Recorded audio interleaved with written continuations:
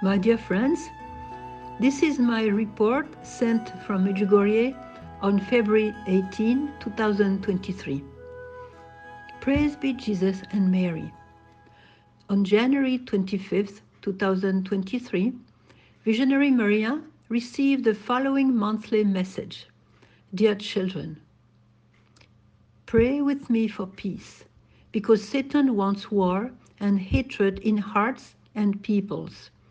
Therefore, pray and sacrifice your days by fasting and penance, that God may give you peace. The future is at a crossroads because modern man does not want God. That is why mankind is heading to perdition. You, little children, are my hope. Pray with me that what I began in Fatima and here may be realized. Be prayer and witness peace in your surroundings, and be people of peace. Thank you for answering my call.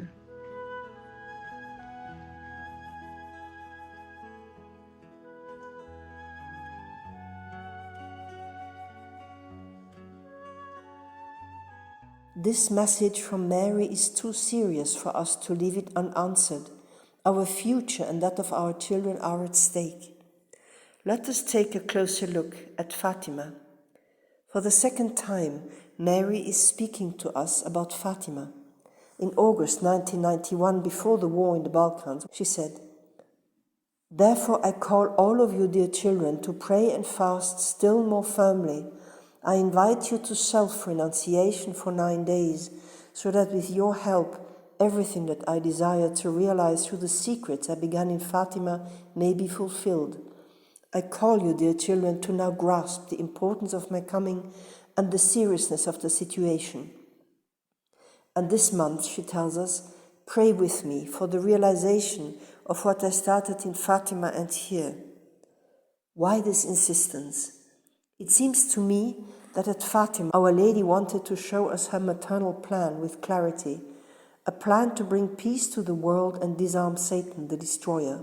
For this purpose, she provided several infallible means: daily recitation of the Rosary, penance, consecration to her Immaculate Heart, and devotion of the first 5 Saturdays over 5 consecutive months.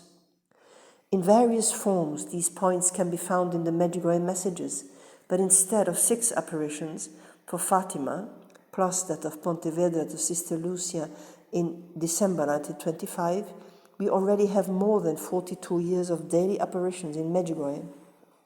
Medjugorje is indeed both a school and a hospital. When a child is in a coma, his mother watches him every day until he comes back to life, even if it means staying with him for years. And our world has largely plunged into a deep spiritual coma, or rather into a dangerous darkness of conscience. In order to be able to realize what Mary began in Fatima and continues to do in Medjugorje, she invites us to pray and to pray a great deal. In her motherly heart, she is carrying a rescue plan for her children, and she needs our fervent cooperation.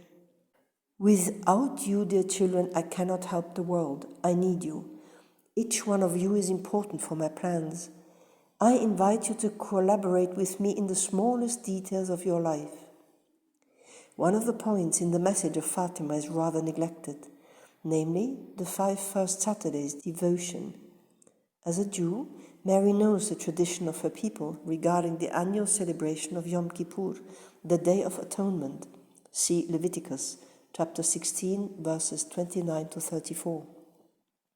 Once a year in September, a few days before Yom Kippur, in a spirit of reparation, the Jewish people strive to cleanse their hearts from bitterness, resentment, hatred, or other bad feelings, and they seek reconciliation in order to be as clean as possible before God. They do not work, they fast and pray. Before the destruction of the temple, the high priest in the temple made sin offerings to God for the sins of his people and for his own sins. For this he offered the blood of animals. Now it is the high priest Jesus, the Son of God sent by the Father, who offers himself in sacrifice once and for all, and it is his precious blood that cleanses us from all sin. It is interesting to see that at Fatima, Mary also invites us to go through a process of purification with the first 5 Saturdays. In order to repair the offenses against her Immaculate Heart, she invites us to make sincere, frequent confession, receive Holy Communion in a state of grace, and meditate on one of the mysteries of the Rosary for 10 minutes. At Pontevedra, she appeared to Lucia with her heart pierced by a sword, as the old man Simeon had predicted.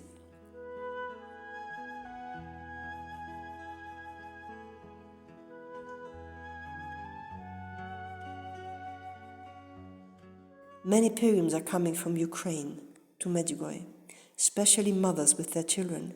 We have been struck by their courage and determination to fully live this time of grace with the Queen of Peace. One of the mothers gave us this testimony, which reflects the spirit in which these families are living out their pilgrimages. Yes, we have come to Medjugorje to pray and to ask for help from heaven for our country. Of course we are asking for peace, but above all, we have come to return to God. This is the primary goal of our journey. Before asking God for protection for our country, we must ask Him for forgiveness, because our sons who are at war today had brothers and sisters, but we aborted them. Especially in the 90s, there were many abortions in Ukraine. This is why we come to ask for the grace to return to God and to live His commandments.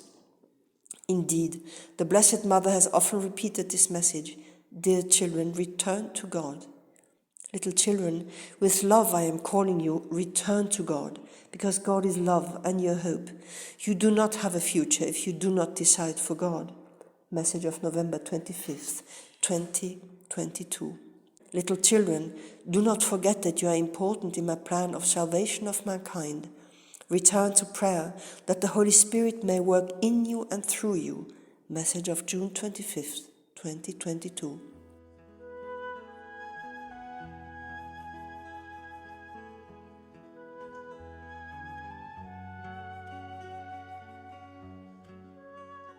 Mary tells us, I am with you.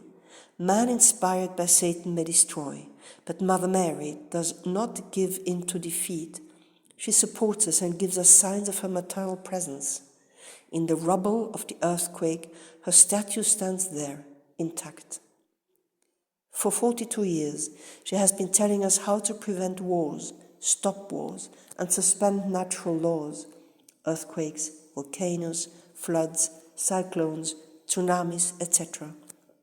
Only through fasting and prayer.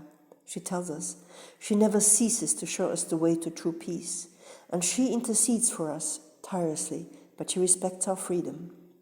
At the crossroads, man chooses to go with God, to love and worship Him, or to live without God, and to be asphyxiated without prayer.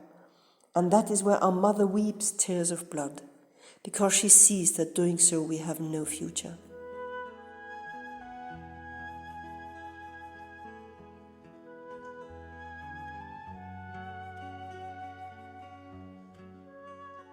It is difficult for us to go to Turkey and Syria to participate in the rescue, but each one of us can send his guardian angel there as in a mission.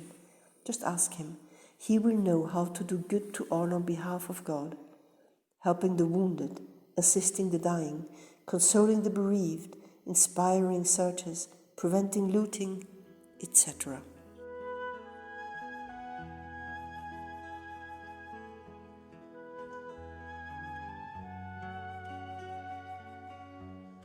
Dearest Gospel, you are the beacon that illuminates us in the night and calls us emphatically. You tell us that we are your hope. Help us not to disappoint you, as you have never disappointed us.